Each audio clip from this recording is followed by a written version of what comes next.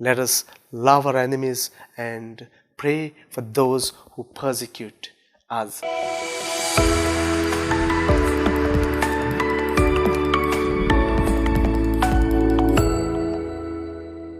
In today's gospel, my dear brothers and sisters, the Lord is demanding from us to love and to pray for our enemies. To love our enemies is the most difficult things that we can ever do. But when Jesus said this, to love your enemies and to pray for those who persecute you, He didn't simply say that, but one day He Himself would be doing it.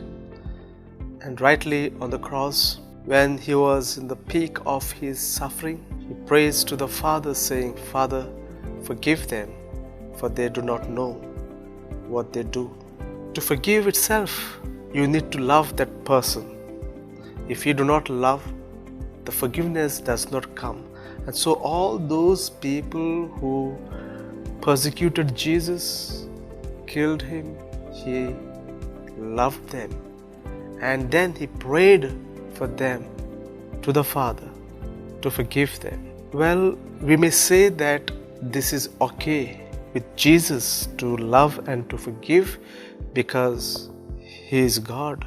Yes, He is God, but we cannot forget that He was 100% human being like us. In fact, the perfection of humanity was in Jesus much more than us. And so, He was in pain. He suffered everything much more than we have suffered, the hurts and pains from our people whom we call today our enemies. My dear brothers and sisters, we can forgive and love our enemies.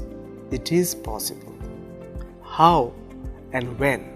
First of all, we know that we Christians are supposed to love. Our very call is to love.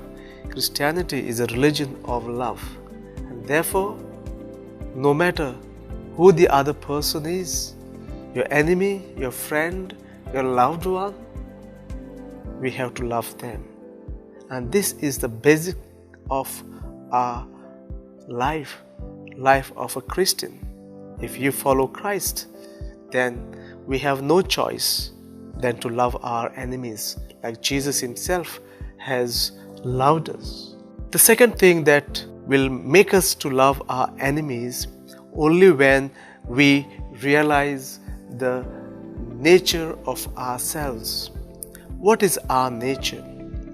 You see, God is love. And this God who is love has created us in His likeness and image. So if He has created us in His likeness and image, it means there is in us His nature. His nature is love, and therefore some aspect of His love is in us. So we are also in His nature. So the moment we realize this aspect of our life, that we are created in the likeness and image of God, and therefore God's nature in us, that means the love is in us, and we are aware of this, we come to this realization, I think we are transformed. And this realization comes to us when we know the Word of God. Because through the Word of God, our nature is revealed. And our nature is nothing but our nature comes from God. And therefore, we are transformed through the Word of God. And this transformation makes us to realize that I am in line with God. And therefore, I can also love our enemies and pray for them. We will be able to pray for our enemies. Not only this, that my nature is to love, or I am love. In fact, we Catholics, as we receive Jesus in the Eucharist, in the form of communion, we know we receive Jesus in His reality. That is His divine nature, human nature, His soul, spirit, body and blood. So it simply means we receive love in our worship and in our communion.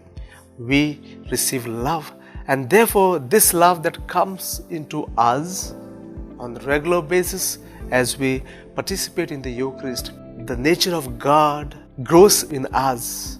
We are more built up on the nature of God as we receive more and more Jesus in the Eucharist. And this nature that is being built up in us also makes us to love our neighbor, to love our enemies.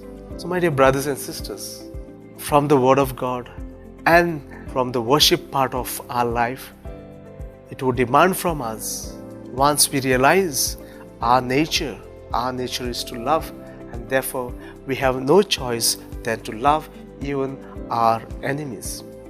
So my dear brothers and sisters, let us love our enemies and pray for those who persecute us. And when we do this, the very next line of today's gospel tells us, by this you will become the sons and daughters of God. So you see, the reward itself is that as we love our enemies, that act actually converts us into the children of God.